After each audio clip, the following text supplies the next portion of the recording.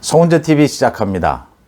국민의당의 안철수 후보가 명언을 또 남겼습니다.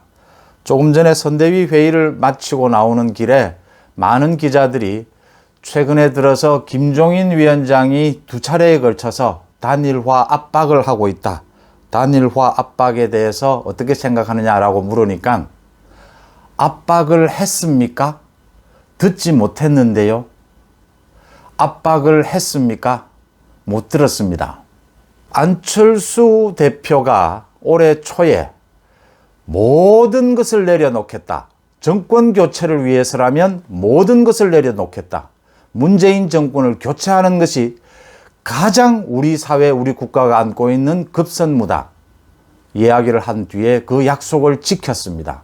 수많은 어려움이 있는데도 불구하고 서울시장 선거, 서울시장 출마를 하고 또 단일화를 하고 오세훈 국민의힘 후보가 당선이 되고 자신은 떨어진 이후에도 오세훈 서울시장 당선을 위해서 최선을 다해서 뛰는 모습, 끝까지 자신이 한 그 말을 지키는 모습 보여줬습니다. 그 당시에 제가 송은재TV를 통해서 그 말을 했습니다. 10년 이상 안철수 대표를 지켜봐 왔는데 가장 제가 듣기에 이젠 정치인으로서 성숙한 것 같다. 평가할 만하다 제가 말씀을 드렸는데 오늘 이 말도 명언이다. 저는 이렇게 평가를 하고 싶습니다. 압박을 했습니까? 듣지 못했는데요. 김종인이 총괄선대위원장으로 들어온 이후에 두 차례였습니다. 방송 인터뷰를 통해서 두 차례에 걸쳐서 안철수 대표에 대해서 스스로 사퇴하는 것이 옳다. 이런 식으로 이야기한 부분에 대해서 안철수의 첫 반응입니다.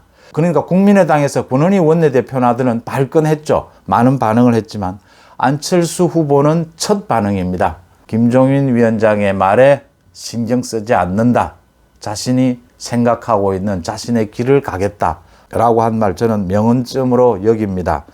그러니까 김종인 위원장이 총괄선대위원장으로 오고 난 뒤에 두 차례에 걸쳐서 인터뷰를 통해서 결과가 뻔한데도 완주를 한다는 것은 상식적으로 상상이 안 된다. 윤석열 후보가 단일 후보가 될 수 있도록 스스로 결정하면 된다. 스스로 사퇴하면 된다. 이렇게 이야기를 했습니다.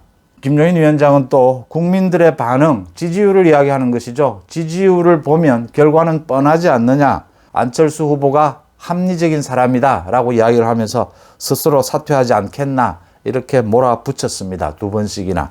그러자 국민의당 쪽에서는 그냥 있을 수가 없죠. 이태규 총괄선대본부장 설득력 없는 도발적인 발언은 하지 않았으면 좋겠다. 경쟁은 하지만 적대적 관계까지 갈 필요는 없다고 생각하고 있는데 이런 식으로 계속 말씀을 하시면 적대적 관계가 불가피하다라고 경고를 날렸습니다. 권은희 원내대표도 김칫국을 한 사발 들이켰나 라면서 원색적으로 비난을 했습니다. 이렇게 국민의당의 주요 당직자들은 크게 반발하고 있지만 정작 안철수 후보 본인은 단일화 압박을 했습니까? 듣지 못했습니다. 이렇게 반응을 했습니다. 지난 10년이 넘게 안철수 대표가 정치를 해오는 과정을 가까이서 지켜볼 수가 있었습니다. 솔직히 말씀을 드리면 안철수 후보는 정치에는 맞지 않은 사람이죠. 그럼에도 불구하고 정치에 맞지 않기 때문에 기존의 정치인, 기성 정치인과는 다르기 때문에 우리 정치판에서 꼭 필요한 사람이다. 우리 정치판에서 새로운 바람을 일으킬 것이다. 저는 그렇게 생각해 왔습니다. 이 대통령 선거 구도 아래서 중도에 남아있다라고 하는 것은 현실적으로 성취할 수가 없다라고 하는 부분입니다. 일정 부분 기회를 노려서 어느 정도의 성과를 올릴 수는 있지만 결정적으로 성취를 할 수 없는 양당 구도 체제, 이 부분을 깰 수는 없었다. 거기에 도전하는 안철수 후보의 그 자세는 멋있지만 현실 정치에서는 어려운 부분이었다. 안철수 후보가 저는 기본적으로 국민의힘과 합당하는 것이 맞다. 국민의힘에 입당하는 것이 맞을 수도 있다. 안철수 후보도 정치적 성향, 사람들과의 관계, 많은 것을 보건대 합리적 보수다. 국민의힘에 들어와서 승부를 걸어야 한다. 국민의힘 당원들에게 자신의 정치적 생존을 가지고 승부를 걸어야 한다. 윤석열 후보가 승부를 걸었던 것처럼 안철수 후보도 승부를 걸어야 한다. 저는 그렇게 봤는데, 단일화, 오세훈 후보와의 단일화 과정에서 김종인 당시의 비대위원장으로부터 정신이 이상한 사람이 아니냐라는 그렇게 모욕적인 말을 듣고도 마지막까지 참으면서 단일화 협상을 이루어내고 자신이 패했지만 오세훈 후보 당선을 위해서 뛰는 모습을 보였습니다. 윤석열 후보가 전격적으로 국민의힘에 입당한 뒤에 그 많은 장애들을 어떻게 돌파해 갔는가 하는 부분, 안철수 후보도 아마 유심히 지켜봤을 겁니다. 자신과는 이제 다른 스타일을 본 것이죠.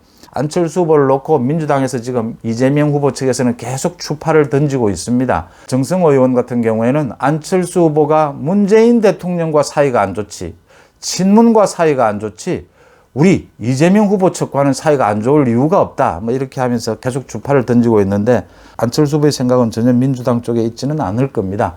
윤석열 후보가 이 부분에 대해서 김종인 위원장이 이제 더 이상 안철수 후보에 대해서 압박하는 이런 것은 자제하도록 조율할 필요가 있다. 윤석열 후보가 단일화 부분에 대해서는 이미 여러 차례 이야기를 했습니다. 안철수 후보에게 시간을 드리는 것이 예의가 아니겠느냐. 결국 그 시점은 안철수 후보가 선택을 하도록 기다릴 수밖에 없는 대목입니다. 그게 내년 1월이 될지 2월이 될지.